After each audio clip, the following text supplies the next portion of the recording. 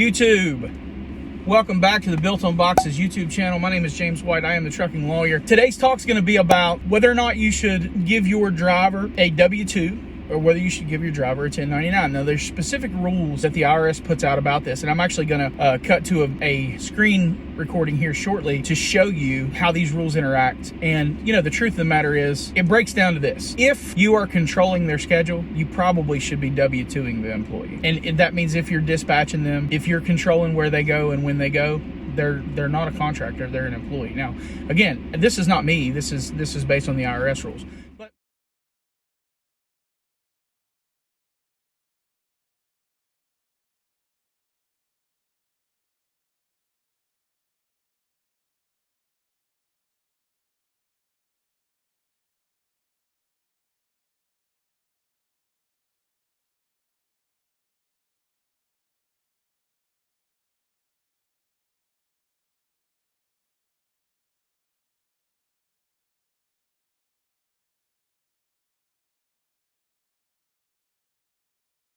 I want to talk to you guys about another reason why it is infinitely in your best interest to W-2 your employees from a this is the best thing for your business perspective. It's true that you can, create layers of complexity, and I've talked about that in the previous video. You can create, sub corporations and layers of corporate complexity to try to skirt the rules on having a W-2 employee or having a 1099. But I'm gonna actually incorporate a video where there's a clinical psychologist talking about the benefits of doing the right thing by people and sort of, for lack of a better term, how we play or interact with others. And a lot of what psychologists know about human interaction is based on how people interact with each other during games. And so, you think of games for little kids, but as adults, we all play games. We decide whether we're going to interact with people, and while we don't call it playing, it's still the same thing. And so I'm going to actually I'm going to cut to a video here in just a second to talk to you guys about how it's just exponentially better for your business if you do more for people than you have to do, or if you do more for people than other places do. And so we're going to go ahead and cut to the video right now. Reliability, generosity, you can work on both of those. Philosophical sophistication, it's very useful because it orients you properly. You have a sophisticated sense of the world. You find, for example, that doing things for other people is actually more rewarding than virtually anything else you can do. When you hear you should be of service to other people. Well, if you actually watch yourself, you pay attention to yourself, and you do something that helps someone else, and it genuinely helps them, I defy you to find another experience that is that satisfying. It's actually quite stunning how satisfying that is. And so that's a very useful thing to realize. Why is that such a satisfying thing for human beings? There's no better life strategy. I mean, imagine, I could give you a quick sort of technical example. So imagine I take two people and I say, okay, I'm going to give you $100 and you have to give some of it to the person right beside you. And they can either agree or disagree with the split, but if they disagree, you don't get anything. Okay, so a classical economist would say that the person should take the 100, offer the person next to them $1, and the person should accept it because why not? They get $1 instead of nothing, and that's the solution. But what happens is that if you don't offer that other person something close to 50-50, they're likely to tell you to go to hell. Yes, yeah. Very. And then you think, get nothing. You get nothing too. You think, well, why would people do that? Because they just reject $50 and who cares? And the answer is, well, we don't just play one game with other people. We play a repeating game. And so imagine we did this. So imagine it's a crowd and they're all watching you. And I offer you $100 and you have to share it with the person next to you. And you say, would you like to take $70? And the person says, well, I'm not sure that's fair to you, but if it's okay, yes. But then everyone else sees that. And now they all have an opportunity to pick who they're going to play with next. Well, you're not going to get picked last, are you? Remember what you told me? You didn't want to get picked last, right? I did not. Okay, so what you did was you turned yourself into an athlete. A machine. Okay. That was always going to get first. Okay, great. So, but imagine we expand that game and we say, you want to be the person that everyone wants to play with. Well, then all you have in your whole life is invitations to play. Well, how are you going to be that person? Be productive, straightforward, generous. Make everyone else better around you, and they're going to want to play with you. Absolutely. So there you go. And then you get to play. Yeah, exactly. Well, how is that not the best possible deal?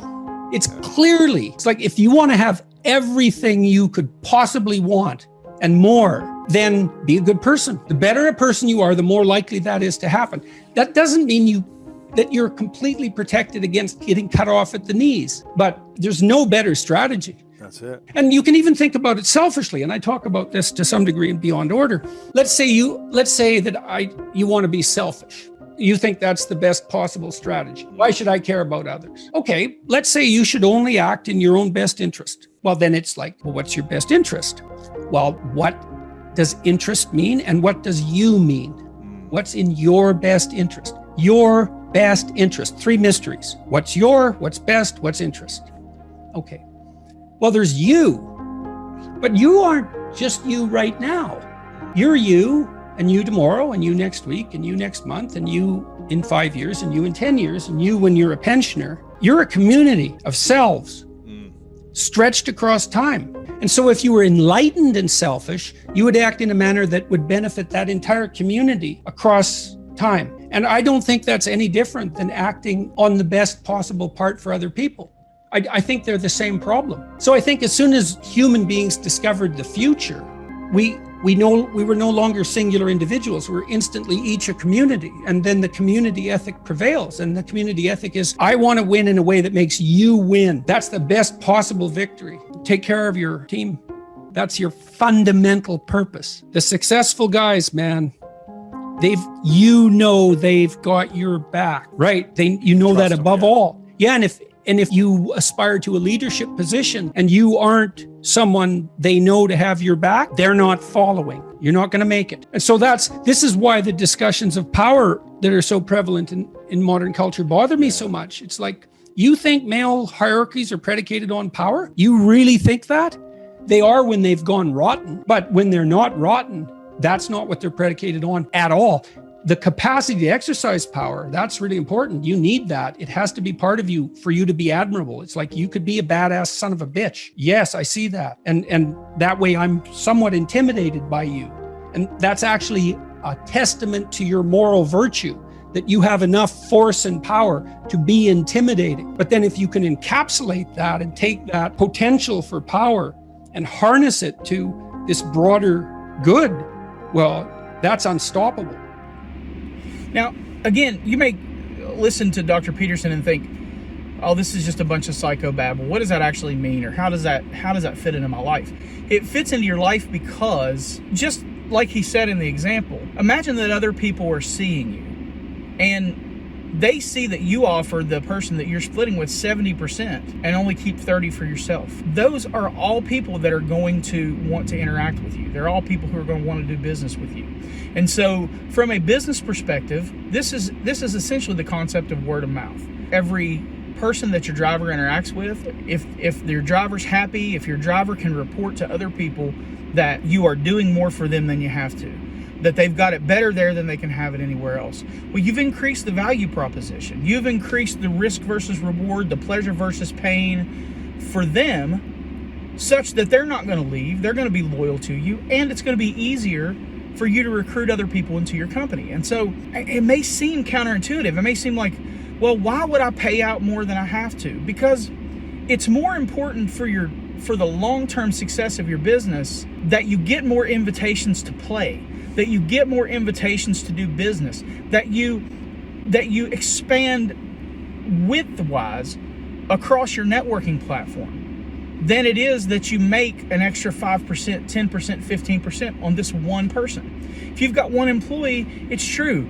Maybe you don't want to pay them 25%. But what if you did anyway? What if you paid them 25%, even though it's a little bit tight? Guess what happens when you get to multiply that? Because you recruited another person who wants to feel valued and who wants to feel like they matter to the business. And it exactly like Dr. Peterson laid it out in the video, it is so much more important if your goal is to eventually have more than one driver. Now, if your goal is to be an owner-operator, I don't guess it really matters. I mean, what matters is that you keep your commitments to the brokers and the shippers and receivers that you go into contract with. That's what really matters. But if that's not your goal, and I would say that most people want to have more than one truck. They want to have more than one driver.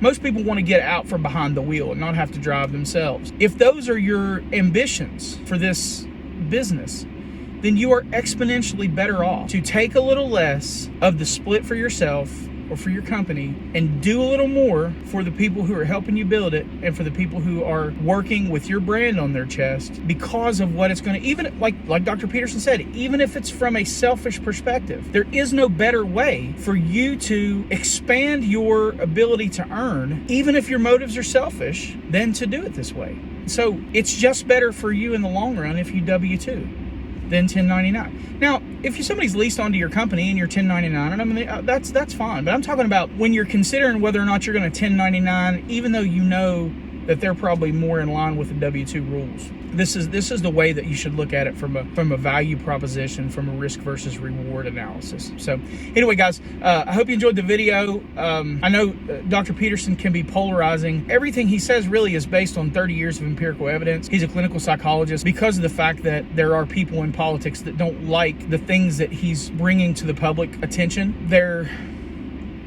platform is better served if they can discredit him by calling him this or that. But I promise you that if you delve into, I just think he's phenomenal, and he's one of the most brilliant public intellectuals that I've ever heard. And I think he has a lot to offer if you're receptive and you're willing to listen and take politics out of it. So anyway, thank you guys for listening. Thank you guys for your incredible support. We just broke through 500 subscribers. We're on our way to 1,000. I think that could be by the end of June. That could happen. So appreciate you guys. Please continue to like and subscribe. Let me know if there's anything you want me to talk about, and shoot me an email, shoot me a comment, and I hope you guys have a great day. Thank you.